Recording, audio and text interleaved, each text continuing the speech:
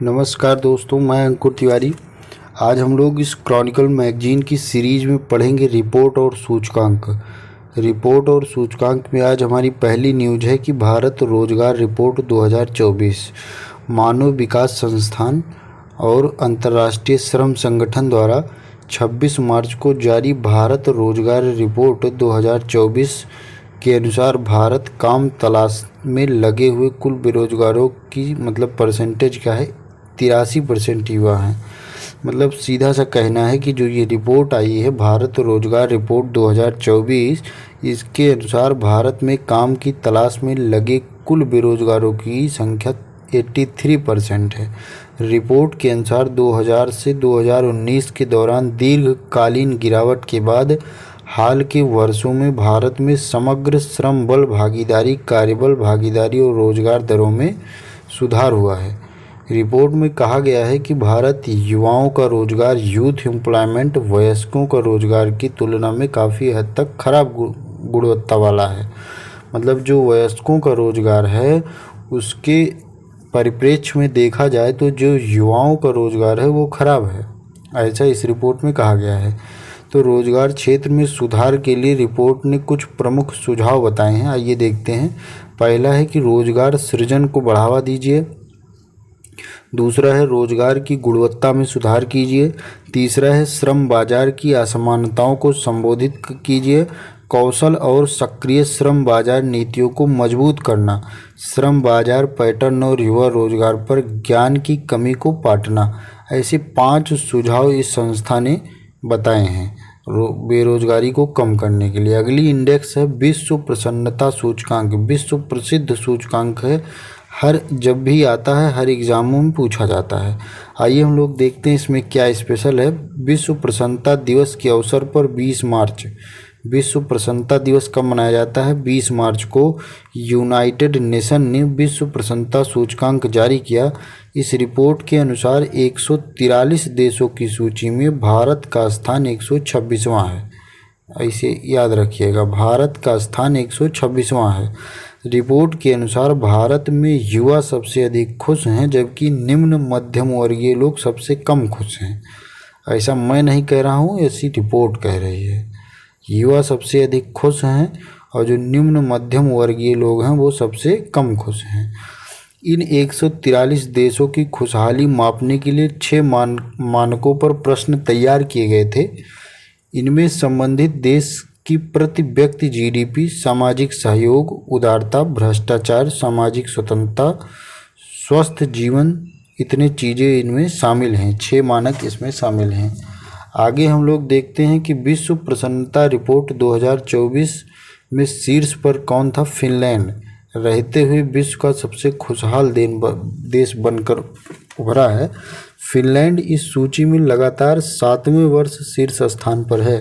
आपसे पूछा जाएगा कि विश्व प्रसन्नता रिपोर्ट 2024 में पहले स्थान पर कौन है, तो फिनलैंड, और लगातार ये 7वें वर्ष प्रथम स्थान पर है। शीर्ष 10 देशों में फिनलैंड के अतिरिक्त कौन कौन है? Denmark, Iceland, Sweden, Israel, Netherland, Norway, Luxembourg, Switzerland, Australia. अब आगे देखते हैं कि अफगानिस्तान विश्व में सबसे नाखुश देश के रूप में रैंकिंग में सबसे नीचा स्थान है और सूची में पाकिस्तान का स्थान 108वां है। आप याद रखिएगा। अगला इंडेक्स है मानव विकास सूचकांक 2023-24, दोनों का सम्मिलित रूप से आया है। हाल ही में यूएनडीपी से यूनाइटेड नेशन डेवलपमेंट प्रोग्राम कहा जाता है द्वारा जारी मानव विकास सूचकांक 2023-24 भारत की रैंकिंग 2022 में 193 देशों में 134 रही है। 134 रही है भारत की रैंकिंग, 134 पहुंच गई, जबकि 2021 में 191 देशों में 135 नंबर थी, एक अंक नीचे आई है। इस रिपोर्ट का शीर्षक ब्रेकिंग द ग्रिड लॉक था, reimagining cooperation in a polarised world, इसकी थीम थी, इसका शीर्षक था। भारत का HDI स्तर 0.6 रहा है। कभी कभी ये भी एग्जाम में पूछा जाता है। तो HDI स्तर क्या रहा? 0.644। आगे देखते हैं 2022 में भारत के संबंध में एचडीआई संकेतकों में सुधार दर्ज किया गया है, जिसमें जीवन प्रत्याशा, शिक्षा, प्रति व्यक्ति राष्ट्रीय आय शामिल है। आगे देखते हैं कि भारत जीवन प्रत्याशा 67.2 से बढ़कर 67.7 हो गई है। जीएनआई 6,542 अमेरिकी डॉलर से बढ़कर 6,951 अमेरिकी डॉलर हो गई है। सूचकांक में स्विट्जरलैंड, नॉर्वे, आइसलैंड 3 देश क्रमशः पहले स्थान पर थे।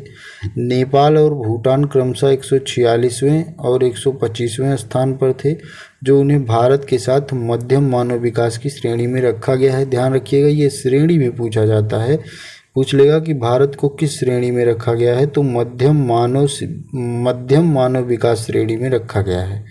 रिपोर्ट में लैंगिक असमानता सूचकांक को भी जारी किया है। इसमें देखिए कि भारत 193 देशों में 108वें नंबर पर है। लैंगिक असमानता सूचकांक में भारत 108 नंबर पर है, जो कि पिछले वर्ष 122 नंबर पर था। ठीक है, अगली रिपोर्ट है सिपरी रिपोर्ट। सिपरी क्या करता है? भारत का विश्व का शीर्ष हथियार आयातक है, ऐसा सिपरी कह रही है। Stockholm International Peace Research Institute SIPRI मार्च 2024 में अपनी रिपोर्ट में बताया कि भारत जो है विश्व में सबसे अधिक हथियार को खरीदता है, सबसे बड़ा हथियार आयातक देश है। 2014 से 18 से लेकर के 2019 से 23 तक के मध्य भारत के हथियार आयात में 4.7 की वृद्धि भी दर्ज की गई है। रिपोर्ट के अनुसार भारत सबसे ज़्यादा हथियार रूस से खरीदता है, जिसमें फिर भी गिरावट आई है, लेकिन फिर भी इसकी हिस्सेदारी 50% रही है। सिपरी क्या है? सिपरी एक स्वतंत्र अंतर्राष्ट्रीय संस्थान है।